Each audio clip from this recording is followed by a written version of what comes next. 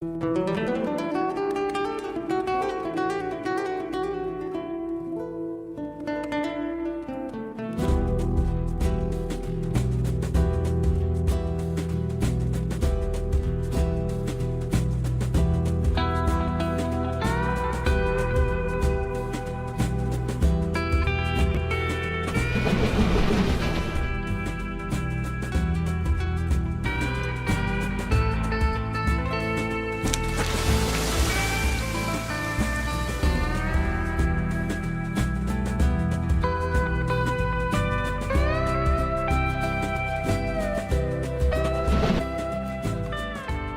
wetlands of Louisiana are spectacular. It's a region I adore. As a natural habitat and a fishing ground, they are truly precious. Without the wetlands, they say, there would be no Louisiana. Then earlier this year, a story swept the world, putting this paradise at risk and sparking a chain of events that threatened to impact on billions of people around the world. 11 people are missing after an explosion and fire at an oil rig in the Gulf of Mexico. Thousands of gallons continue to pour into the Gulf of Mexico. A rate of more than 500,000 gallons a day. Says the oil slick in the Gulf of Mexico is now the biggest environmental disaster. 11 men were killed and 4.9 million barrels of oil ran into the ocean, threatening the wetlands and all who depend on them. As far as I'm concerned, BP is responsible for this horrific disaster, and we will hold them fully accountable on behalf of the United States, as well as the people and communities victimized by this tragedy. BP threw everything it had at the problem, but few people expected the success that was claimed just a few months later. As news emerged that the bulk of the oil from the leak has either evaporated or been contained. Tonight, President Obama signaled the beginning of the end and confirmed that 75% of the escaped substance was no longer in the ocean. 4 months after the disaster, I am back in Louisiana to find out how people have come through the crisis, how the wetlands and the wildlife have been affected, and whether it can possibly be true that the worst oil spill in American waters has just vanished.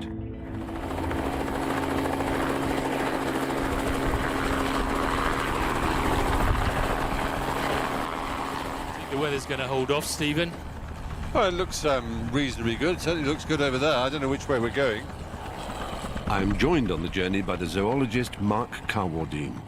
Mark is passionate, skeptical, and has little faith in big business and its capacity to take care of the environment. I wonder if this trip will change his mind. To begin with, to find out if the oil has really vanished, we are heading out to sea.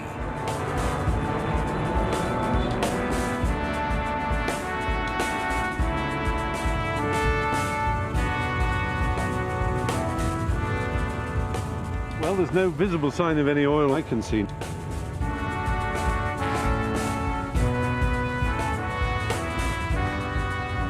We fly across the wetlands and out over the Gulf of Mexico, and the stories appear to be true. Almost 5 million barrels of oil are nowhere to be seen. But there is plenty of evidence of the oil industry. I knew that there were lots of platforms and drilling rigs out here, but you somehow aren't prepared for the sight of it. There is nowhere you can rest your eye which doesn't fall on platforms, on ships plying between the platforms. It's like a kind of city of these Meccano constructions all planted in the sea. It's absolutely amazing. Gosh, it really brings home to me the extreme nature of oil exploration and oil drilling these days. You know, most of the easy oil, easily accessible oil has gone. It's a very hostile environment, isn't it? And as oil becomes scarcer and scarcer, I suppose it'll be more and more common for these kinds of environment to be used. And of course, the attendant risks of leakage that come with them. Of the 3,500 platforms in the Gulf of Mexico, the ill-fated Deepwater Horizon oil rig was extreme. Way beyond these rigs, it stood 50 miles offshore in water almost a mile deep, tapping oil 6 miles beneath the ocean floor. 2 days after the explosion, it sank to the bottom of the sea. Like drilling for oil in outer space. It looks pretty bad, that weather we're heading into, doesn't it? It does. We've been warned by the pilot that the weather in the Gulf can close in quickly, and we should be ready to turn back at any time if things take a turn for the worse. I think we can turn round now. We're going to head right into the storm. I think we'd better. Do you want to have a look? Oh my goodness, right there. That's nasty. The great depth of Deepwater Horizon's well isn't the reason we see no oil on the surface. That is significantly down to a controversial but apparently effective strategy of adding almost 2 million gallons of a dispersant known as Corexit to the ocean near the well. Corexit is designed to break up oil slicks. Instead of floating on the surface, the oil mixes with the water, becoming suspended at depth in tiny droplets in the hope that it will disperse on the currents. Corexit is considered by some to be itself toxic in the environment and is illegal for use in most of Europe. Though there's no sign of oil from 500 feet, we want to talk to some people who walk the beaches of Louisiana every day to see if they feel that spraying dispersant has solved the problem.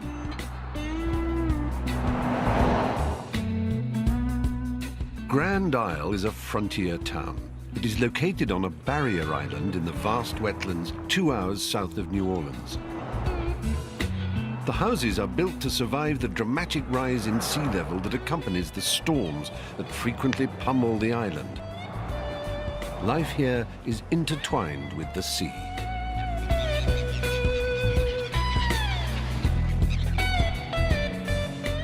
Les and Barbara have lived in Grand Isle for many years. Les works for the state of Louisiana and as such gets reports every morning on the progress of BP's cleanup operation. What did it look like at the worst day you saw it? Did it really have big black blobs all over it? It wasn't black, it was kind of a rusty orange.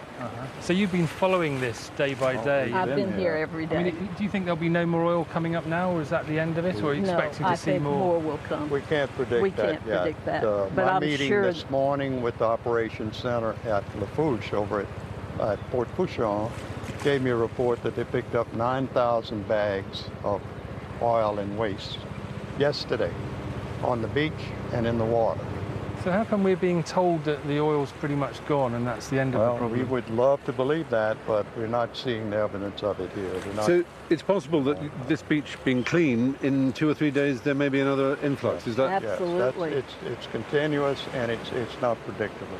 I see. As long as we've with seen the tides. it's not as, I can't even say it's not as intense as it's been because it's just so unpredictable. Now, I don't doubt a word that Barbara and Les told us, but Mark and I explore a mile or so of the shoreline without finding so much as a speck of oil.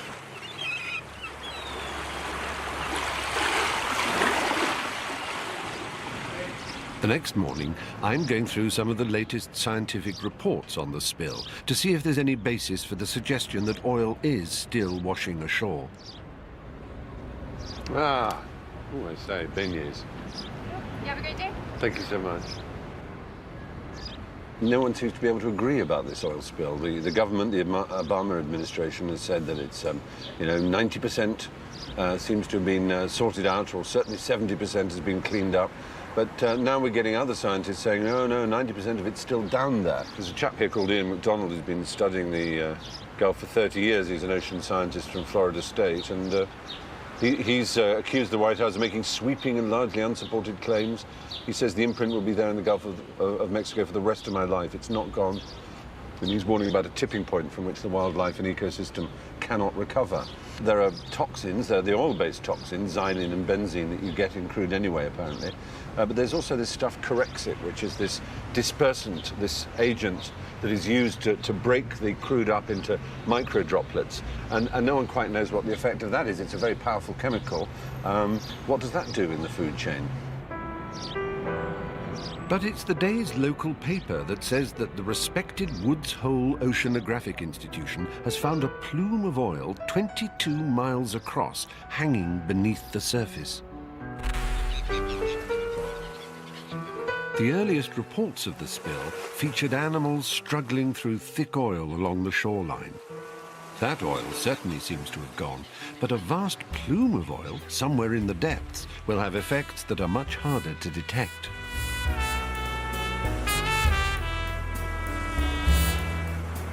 Hello. Hi. Welcome to the Institute for Marine Mammal Studies. Hello. This is Dr. Connie Chevis. Dr. Connie Chevis has been receiving animals that seem to have been affected by a plume of oil. Come on into our treatment room. All right, let's get turtle number 57. Since the spill, a spate of endangered turtles have been turning up injured by fishing hooks. Incoming. I can take right. This is number 60. So he came in with the 2 hooks that you saw in the x-rays. No. We took him to surgery yesterday and removed the 2 hooks, and now I'm wanting to evaluate to see what he looks like. These are the surgery sites down here. Connie is seeing large numbers of turtles that have been caught on fishing lines, something that is very unusual and something that has greatly increased since the Deepwater Horizon spill. Normally, we get 1 to 3 a year that are caught on fishing lines, and right now we're up to about 50 turtles. Could this be because they were moving from the oil? That's one possibility. And coming in closer to shore than normal. Yeah. Right. Secondly, is that the fish were moving from the oiled areas to the non-oiled areas. So there's a lot of factors involved, and we can't say, well, that's the answer. No. The whole scheme of thing is we've got to collect all the facts we can, and then we put everything together and rule out whatever can be ruled. That is science, exactly. Critically endangered Kemp's Ridley turtles are the smallest and rarest sea turtles on Earth. Once the hooks are removed, everything is done to give each individual the best possible chance of survival. It's exactly the same as one you'd use for a baby. Don't you love it? That's great. It's still alive. Nice steady beat, that. Amazing. But based on your experience the last 6 months or so, what's the prognosis for number 60 here? I think it's got a very good prognosis. Yeah? Yeah. Okay, so is there a certain way of holding it? Just like this. Yeah. Yep, just make sure you got a good grip. She's pretty slippery. Got it. It's quite heavy. All right, yes. Got it in the water. Okay. Oops, sorry. This is our exercise pool. Right, These just turtles are pop going to away. be released soon, There so we we go. want to make sure they're conditioned to be able to swim. Wow. Oh, look at that. He's racing. Look at that. You've done a good job with this one. Power. It counts their laps. Lovely. Yeah, this, they isn't it? need Look the at that. exercise. Yeah. I'm Really a firm enjoying it. believer in conditioning and getting us in shape. We don't throw somebody out to run a marathon without getting in shape, No, really. no, that's true. Stop Or looking to at me when survive you... in the wild. Please stop looking at me when you say... Oh, you were looking at him too, yeah. actually. That's true. Not really.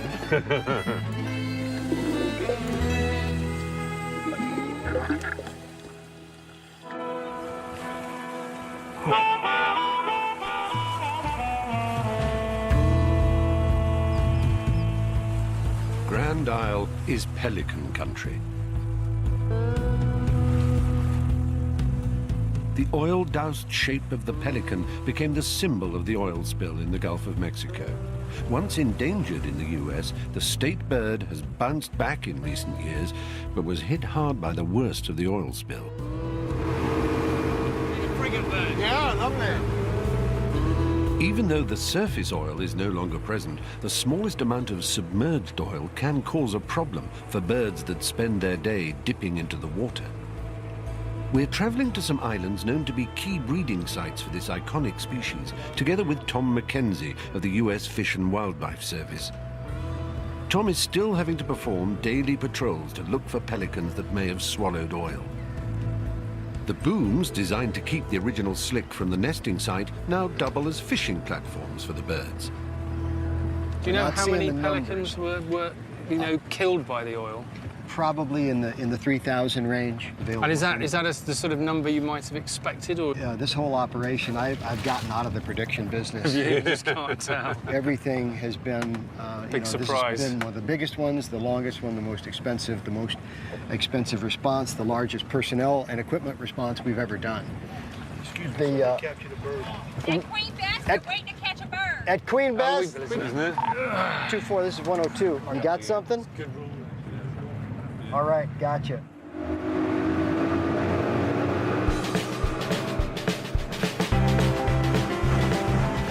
A patrol boat has reported a sick pelican that may have swallowed oil. Our mobile boat is needed to get there quickly to chase the bird towards the net. It looks like they're still watching it from there. Yeah. That's our target bird, right there.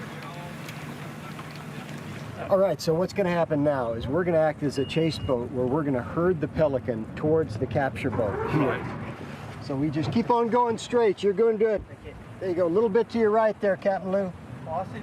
There you go. Yeah, I think it's this guy here.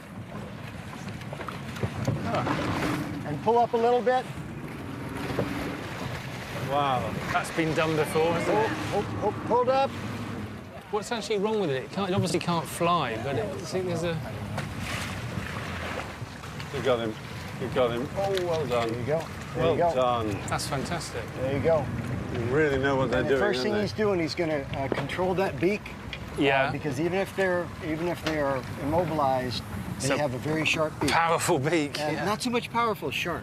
Right. It'll slash you. And I've got really? one of our The good end. friends is still sporting an 8-inch scar on her arm from that. So we don't want people to try this at home.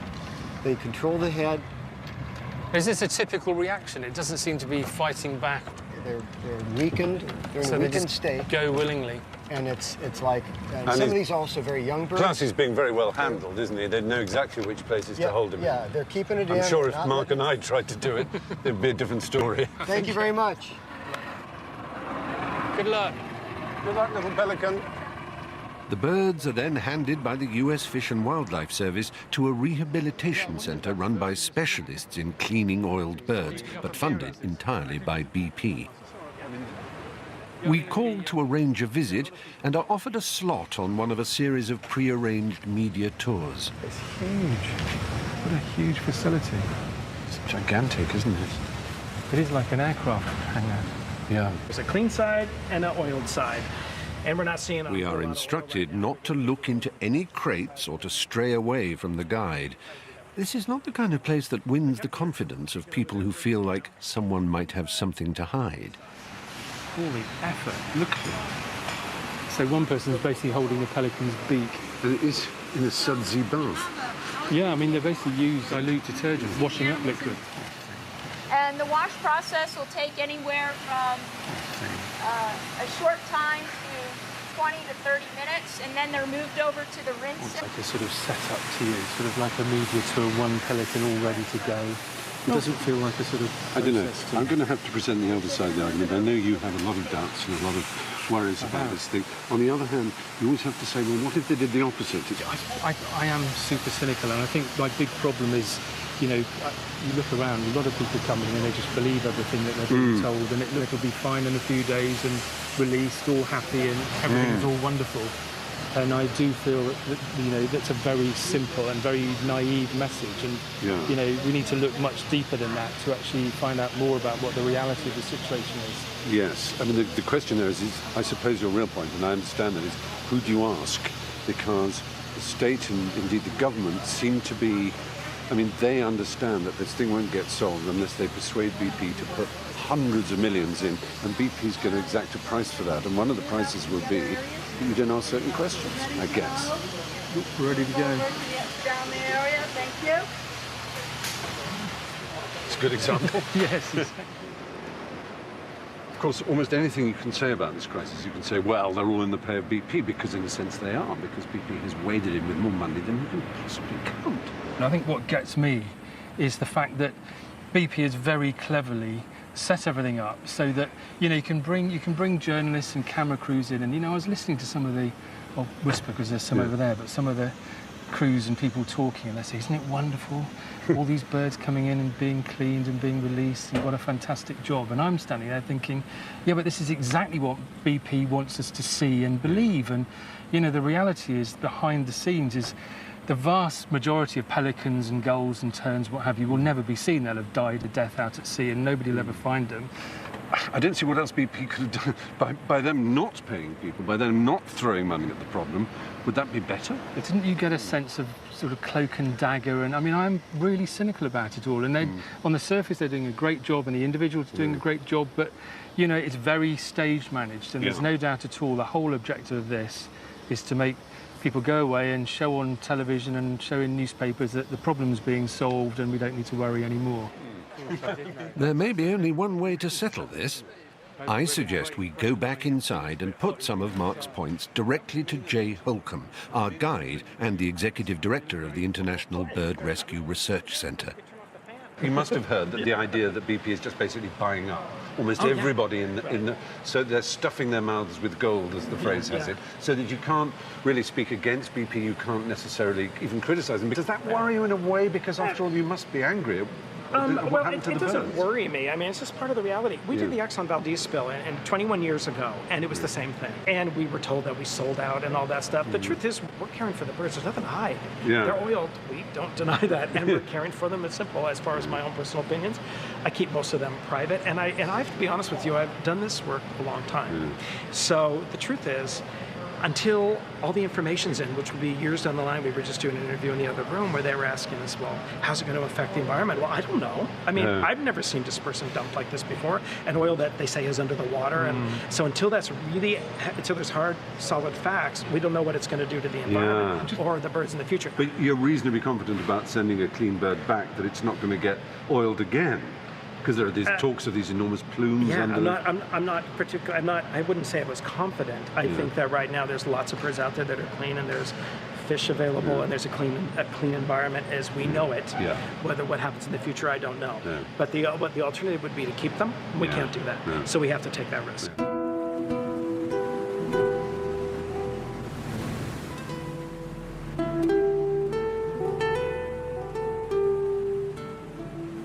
I'm concerned that Mark is coming to the story with an overly suspicious view of oil companies. After all, it seems to me that while funding conservation might allow BP to control the press to some degree, it also allows the conservation to happen in the first place.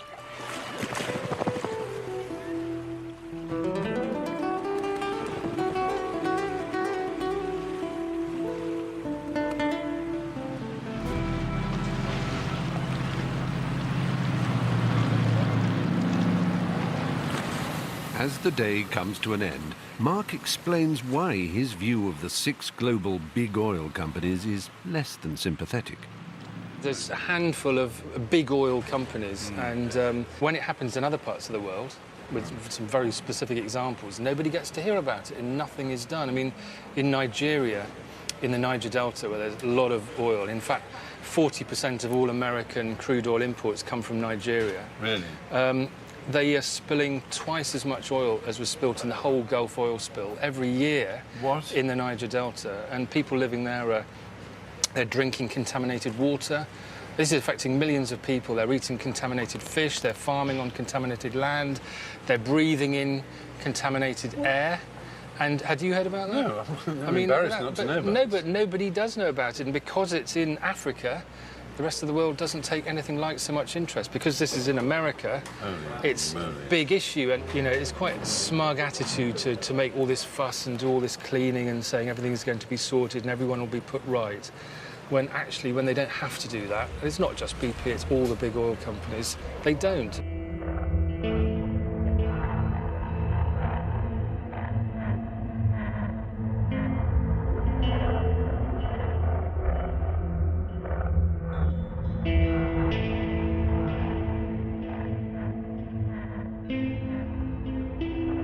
Though BP were not responsible for that spill in Nigeria, here in America, they vowed things would be very different. So far, this cleanup has cost the company no less than £7 billion and counting. Everywhere you look, there are the signs of a cleanup in full swing. To get a sense of the scale of the operation, we accept an invitation from BP to visit one of the centres responsible for cleaning everything that comes into contact with oil at sea. Anything that gets oil on it has to come here, and it's phenomenal security. I think you'll find it's called a decon forward command post. Oh, you got that right. That sounds familiar. Decontamination. It gives you an idea of the sort of military feel of it. Well, it's like trying to get into the White House. The red tape passes of passes, getting permission from this person and that person. Thank you. Is that going to fit? That's not big enough. Hey, now, steady. You're right. Sorry. I'll get my goggles on, hang on. I'm allergic to hard hats. Are you? Yeah. water by a crane. Actually, you know you were looking for a hat that suits you. That's not it. Thank you. Right.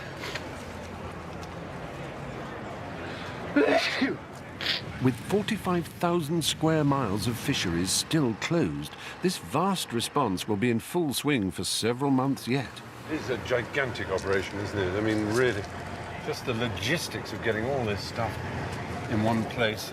How many miles of booms were actually deployed altogether? Is there a figure for that? In Plaquemines Parish, we deployed about 550,000 feet. Over 500,000 feet. 500,000 feet down here alone, and that's just this type of hard boom. I've got an app for that. Is there somewhere that stores miles and miles of booms? They or is do it... store many miles of it throughout the country, and for smaller oil spills, but with the scope and scale of this event, manufacturers all over the states started manufacturing it for us. Really? 104 miles anyway. 104 miles, just in this little parish? Just in this parish. Just in this parish. Wow. It feels strange to think that these seemingly insignificant black pieces of sludge are what this crisis is all about. And strange to think that what was once a highly prized commodity is ending up being scrubbed away as some of the most reviled dirt in America. That's the stuff we've been talking about, all the bits of actual crude oil stuck onto the boom there. That's been deep out to sea and it's been floating there and it's accreted this. This is it. That's the irony, being the only oil we see is being cleaned off the booms that are solving part of the solution to the problem. That is the big issue. It's out of sight, out of mind. Because you can't just go to the sea and see a big slick, which would be very dramatic.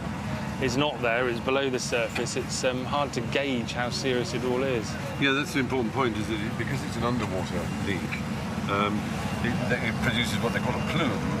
But it's not like the slick that we're used to from the breached hull of a carrier, which is, you know, a much more sort of easily seen sort of surface film of oil. Very different. And one of the things, of course, is you can look at a sea and you can't tell whether it's a thriving sea or a dead sea just by looking at the surface.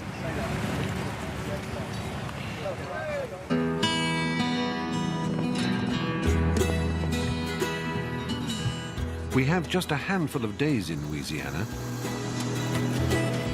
To make the most of our time, we're splitting up. Mark wants to find out more about this wonder chemical intended to disperse the oil, while I have come to see how local people feel about the resulting oil plume now hanging beneath the surface out to sea. Hi, Jeff. I'm Stephen. Jeff. Nice to meet you, Jeff. A boat to somebody down here is your lifeblood. Without it, you got nothing down there. Yeah. Whoa, the bayou is a system of canals running through the wetlands. You gotta watch it. Hold on. Jeff is taking me to his favorite place, a scattering of houses, some largely built out of junk, on the edge of the bayou. They're amazing, these places. They're all different. They're all kind of eccentric. This is the remnants of a historic community. Though a few people still live here full-time, most, like Jeff, just come here to fish, to hide away, and to enjoy the wetlands. Lovely looking shack. Nice camp. Lovely. Ooh. There you go. This is an amazing place, Jeff. I know this is important for you. You come out here when you camp, and you're confident now that the oil's not going to get in here into the marsh, into the bayou. We are going to get a hurricane or a big tropical storm in here. It could carry the oil as far in as the levees in New Orleans, depending on how large of a storm it is. If the oil is suspended in the water column out there offshore, either the storms are going to stir it up and disperse it, or it's going to draw it into shallower water, forcing the oil up to the top and then driving the oil further inland. A great deal of oil may be out of sight, but it's still out there, which means for Jeff, the wetlands are not off the hook yet.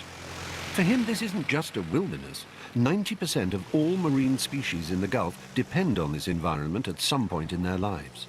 I wouldn't trade this for anything in the world. It's the best place on earth. It's the relationship that everything has with everything else here. The animals, you know, the mammals that live in the marshes, depend on the fish in the bayous. The fish in the bayous depend on the shrimp. The shrimp depend on the plankton. If you lose one, you have a possibility of losing them all. This is the nursery. This is where everybody lays their eggs and does their breeding. Right. But Jeff's greatest concern is shared by 1 million people who might never even have visited this place.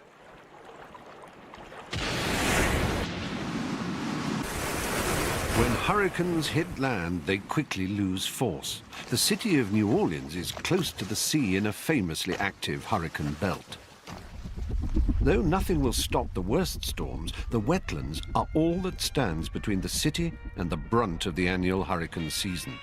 Scientists now know that if the wetlands are eroded, then 1 million people will be vulnerable to deadly and increasingly regular events like Hurricane Katrina.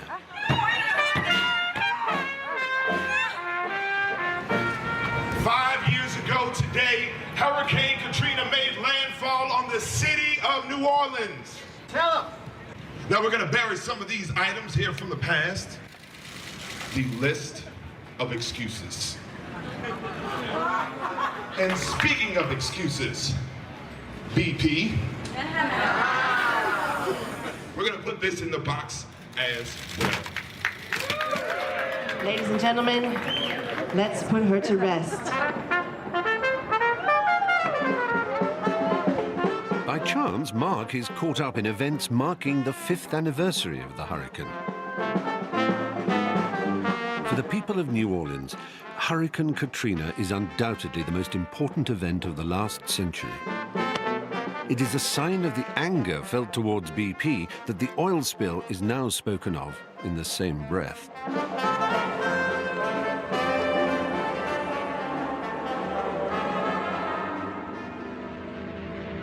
Mark has set out for the Louisiana State University to meet Professor Ed Overton, a leading authority on all aspects of the oil industry.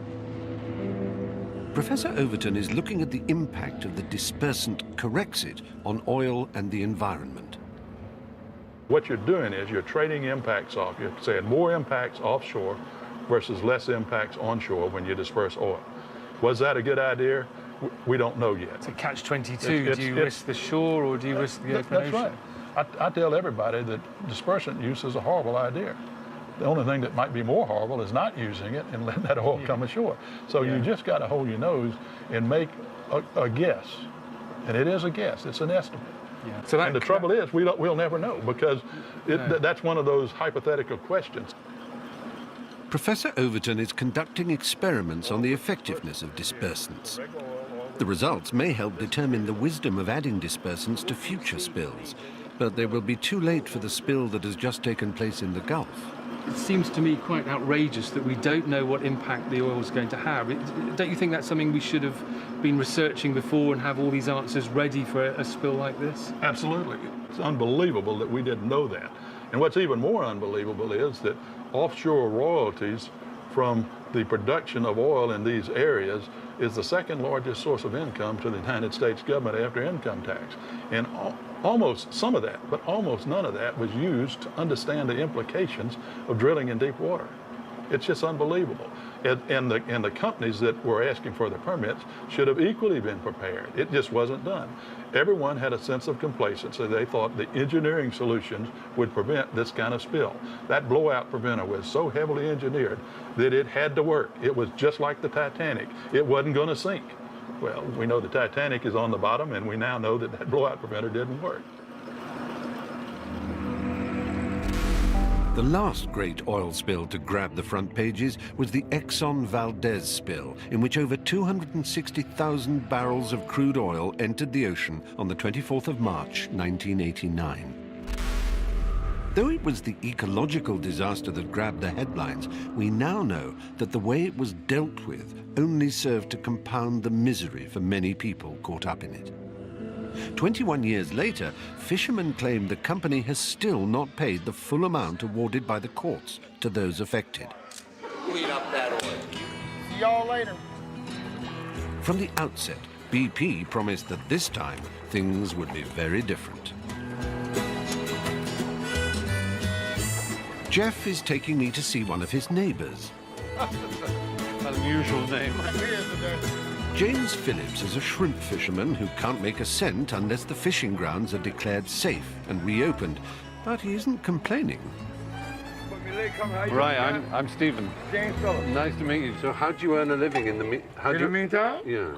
Well, BP, you know, they send us a little check every month, you know, for us to keep us going till they open this up. Right. Yeah, they doing that. Would you say then that BP have handled this crisis well and satisfactorily? On my end, and you know, as far as fishermen, you know, to me, you know, they did pretty good. I have no complaint, you know. I can't speak for all the rest of them, you know. No, I understand. Yeah. And are you being used in the cleanup operation? Yes, sir. Yeah, they use us to clean up, to go clean up. So when you're not fishing, you're being paid to help with the cleanup? Right. No, they paying us boatways. They hired a boat to go clean up. Oh, right. And they also just pay us on the side for not fishing. Oh, there we go. I got a few crabs. Though James can't sell his catch, he is allowed to catch food for his family. Being compensated both for the use of his boat and for loss of earnings, it may be true to say that James and his family have never had it so good. Thank you, James. Good luck.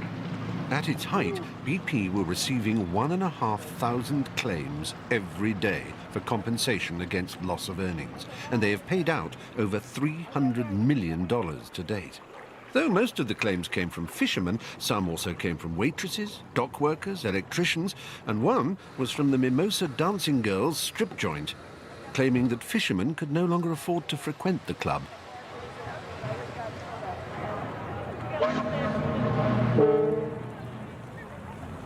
Back in New Orleans, Mark is meeting Mike Ellis, a boatman who received compensation for loss of earnings, but was also asked to take his boat through the slick in search of contaminated wildlife. I did that until I blew my engines up by running through the oil. Really? There was that much oil on the surface? Oh, it was nasty. One day you'd go out there and as far as you could see would be just oil. I mean, you could not see open water. The engine stopped working. What happened then? I had to take it and get it repaired. Which they paid for, presumably? No, they still haven't paid for that. Really? I'm still out. I mean, I had to put another set of engines at $40,000. Really? It completely destroyed the engine? Yes. Mm-hmm. So what did they get you doing then? Whatever they needed. You're seeing what you do, and the only thing that you know, destroyed. And you're forced to put on a smile and basically chauffeur the people around that caused you all this trouble. You can't come in and destroy all of my stuff, all of my friends' stuff. Everyone I know fishes. You can't come in and destroy our world and expect us just to be all happy and cheerful about it. Everything I do and everything I have done is now wasted. I've got so much money invested. I've got a house down there. I've got a $200-something thousand boat, and it's all wasted now. All of the last 7 years is gone down the drain. They've taken all of that from me. And having such a big impact on your wife and kids as well, indirectly. Yeah, it's really, obviously really upsetting you. Is it because you feel so helpless? Well, that's the part you don't like. You know, when your wife calls you crying. Or you've got to pay bills, so you got to take money out of your child's savings account. Is that what you've had to do? Things are that desperate? Yeah. You know, I can be mad at them and everything like that and despise them. That's, you know, I can deal with that. But when I've got to take from my daughter. Though the surface is clear, it is the plume beneath the surface that now prevents Mike from deep-sea fishing, and nobody can predict how long that will remain.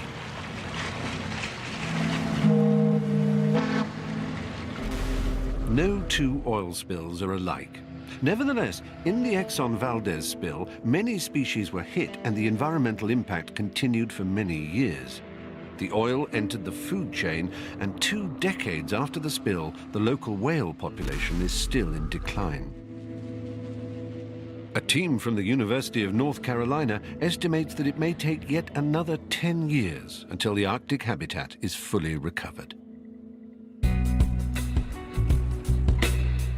Les and Barbara, the people we met in Grand Isle, have called us to say that the local crab fishing grounds have been reopened just 4 months after the spill, and they invited us to celebrate with them at a crab party. Walk is my land. I cleared 10 acres and a house I built into the side of the hill. At the party, I meet Dr. Shirley Lasker, a sociologist who has been working with the coastal communities since the spill.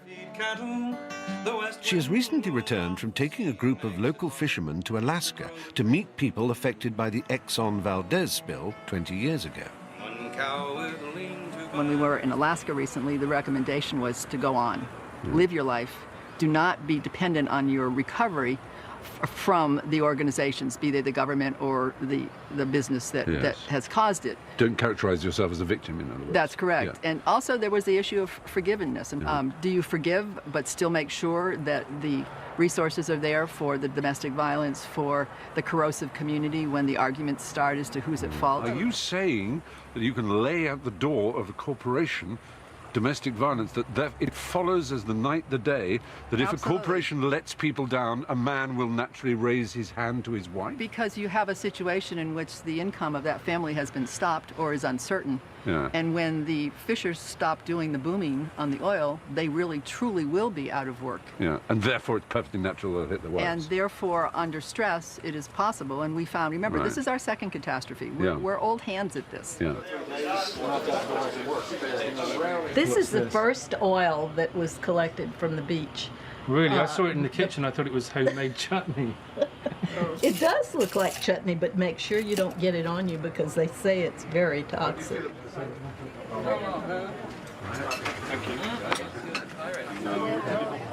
This whole thing was not BP's fault. It's not. It's my fault. It's Betsy's fault. It's your fault. Yeah, it's your fault. Yours. It's your fault. It's all of our fault because we we've become hopelessly dependent on petrol, oil. Look, BP made a mistake and they're paying for it and they're bending over backwards. I want to say it to the world that, they're doing a great job, of tapping that well and making it right. Take one. Oh, we got crab. Oh my goodness. Do I just grab one? Wow. So I'm a kind of guinea pig here. The government says they're safe. We're all going to watch. Okay. Which are the bits I can eat? Take it. Oh, I can eat that? Yeah, you can peel that shell back. It's like eating birds. Oh, that is delicious. I have to say. Far be it from me to criticize nature, but there's a lot more packaging than product, isn't there? Crack it. Right. Oh, that is good. Okay. All right, you see it? 2 weeks ago, I couldn't have eaten this because the government deemed it to be unsafe. This week, it is apparently safe. If tomorrow morning I'm found heaving my guts up somewhere, we'll know the government was a little premature, but I have to say it tastes very good. The only constant thing on this trip is that we keep running into paradoxes and contradictions, which perhaps should not be surprising in remote, nostalgic seaside communities who have come to depend on the giants of a global industry. South Louisiana, at the end of Highway 1. My daddy took me fishing, Grand Isle, when I was young. And I can't remember all the fish I caught that day, 'cause all that I could think about was the one that got away. The following day, Mark is up early. He's been trying to contact some researchers looking into the effects of the oil plume out in the deep ocean.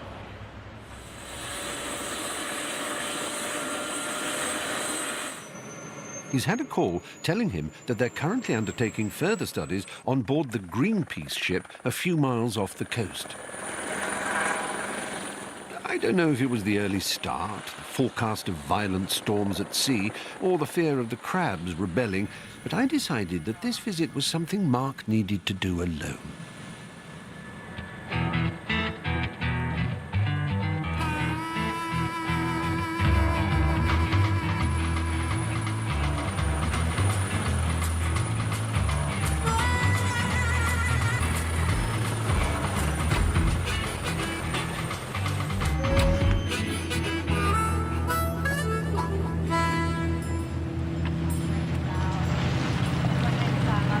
Well, we've made it okay. Helicopter got here, strapped safely on the rear deck back there. But look behind it, this most horrendous storm just following us around. We're going to go out on a boat with a whale researcher who's looking into the impact of the oil on the cetaceans in the Gulf of Mexico, and we are going to get absolutely soaked. Do I hold on to this? Okay.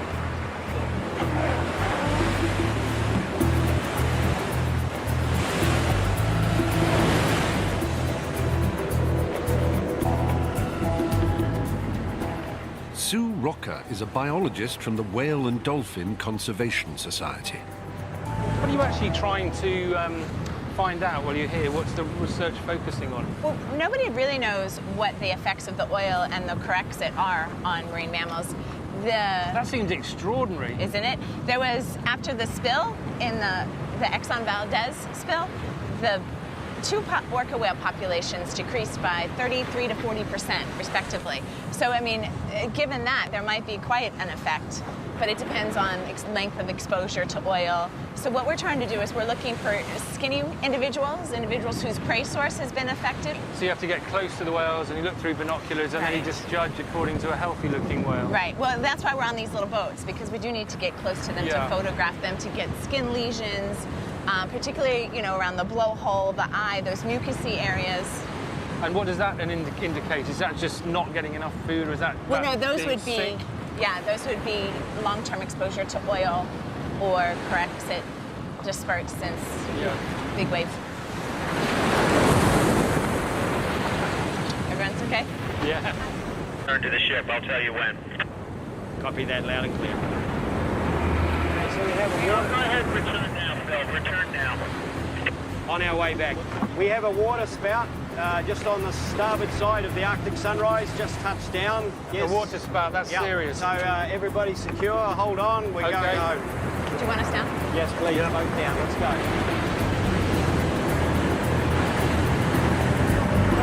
That was great. What is a water spout? Water spout is like a mini water tornado.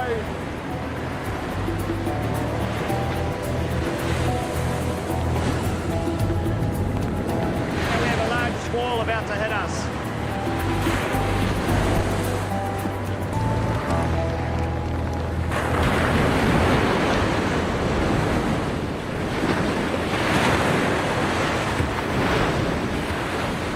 Okay, let's do this.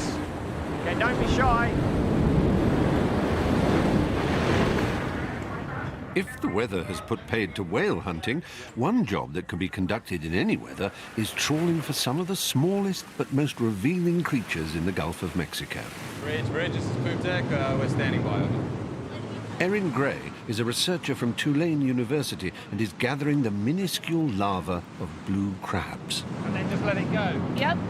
These lowest specks in the complex food web are said to be keystone species that reveal the impact of oil on the least understood ecosystems out at sea. Okay, so you need to get just below the surface there. Yeah.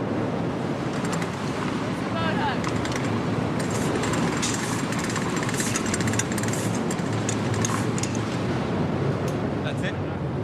You got it, Georgia? Having acquired the specimens, Erin will take them back to shore for analysis under an electron microscope. That's a good haul, is it? Yeah, that's a pretty good haul.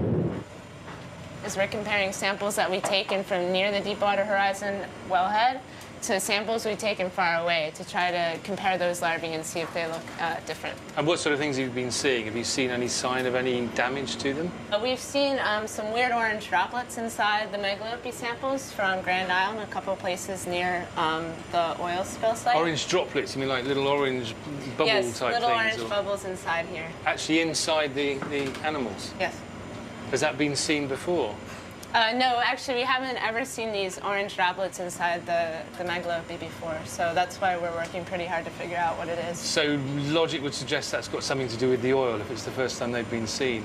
Yes. So what sort of impact might it have on the ocean in the Gulf? It's going to have a huge impact. First off, there's billions of crab larvae out there, and secondly, everything eats them. Everything from redfish to spotted sea trout to other blue crabs will eat crab larvae. So if the oil has had a big impact on the plankton. They were likely to see that impact spreading throughout the whole ecosystem and probably for years to come. Yes, I believe so.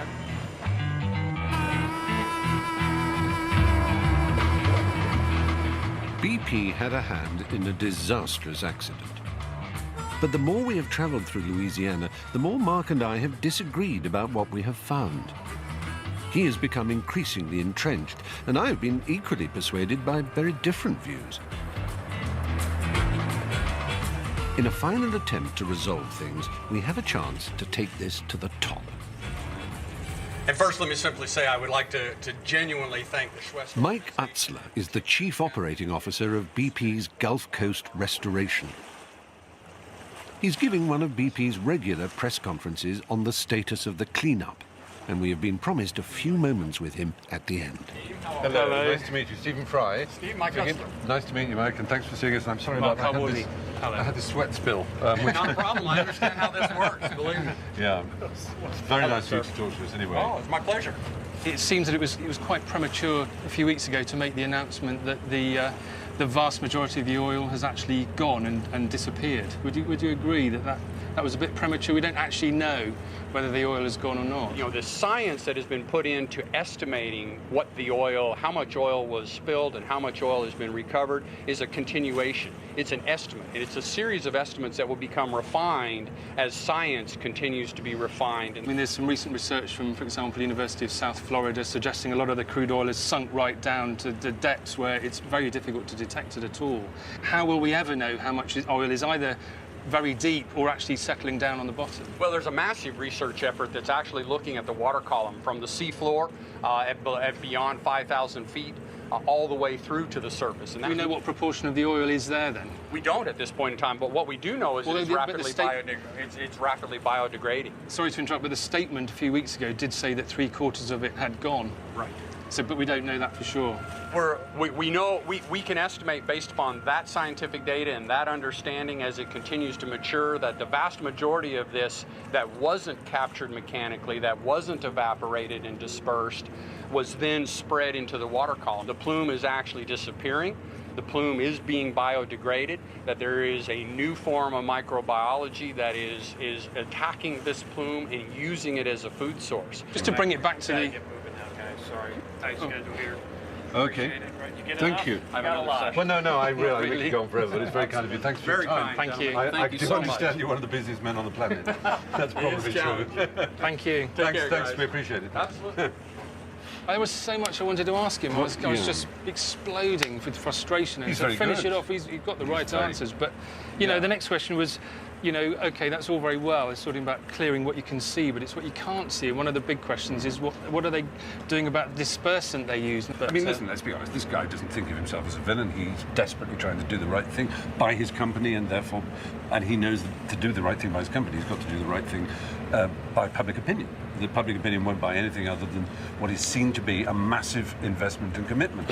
He knows that, and so I don't think he goes home and says, "Ha ha, I fooled the public." No, I don't think that at all. But it's a brilliant PR exercise, and what's actually below the surface, physically and metaphorically, is what really upsets me. Exploding. When you say you can't believe it, did you seriously imagine any other outcome than this? Yeah, the good thing is that he did accept that statement that was made publicly and was in all the press just a couple of weeks ago, that 3/4 of the oil is gone, did at least say we don't know. That's not necessarily true. No.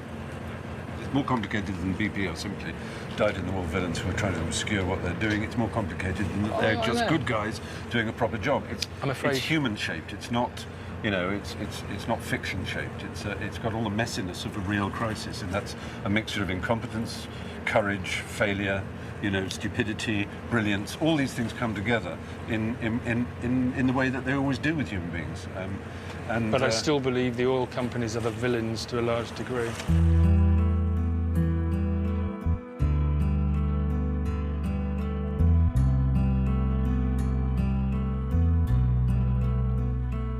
So little on this journey has been straightforward. Easy cliches have given way to the complexities of a real-life crisis. The images we expected were replaced with something trickier, harder to digest. It would have been convenient to have found heroes and villains, tragedies and happy endings, but it didn't work out like that. Not for me, anyway. In the end, this isn't the film I imagined Mark and I would make.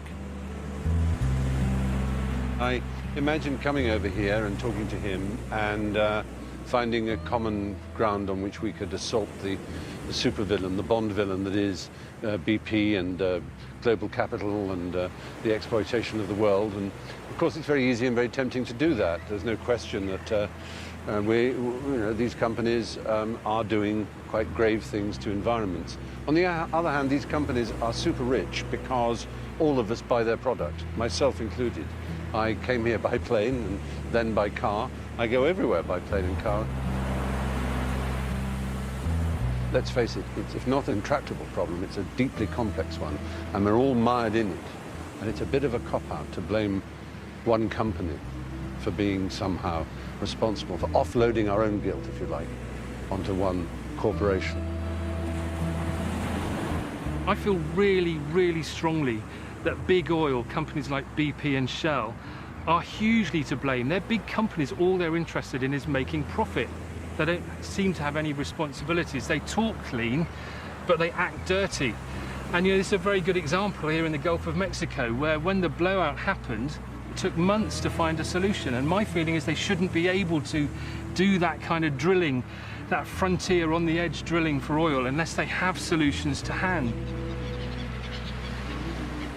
Whether the blame lies at the door of huge corporations or everyone who ever set foot in a car, there is one thing we do agree on. There is a price to be paid for this tragedy. 80 years ago, the first offshore rig had yet to begin drawing oil, and according to current estimates, in 80 years' time, the last drop of oil will have been drawn from the ground. We live at a historical fulcrum, the height of the oil boom. We live richly on it, without fully understanding the costs it imposes. We will have to hope that the future will not judge us too harshly for that.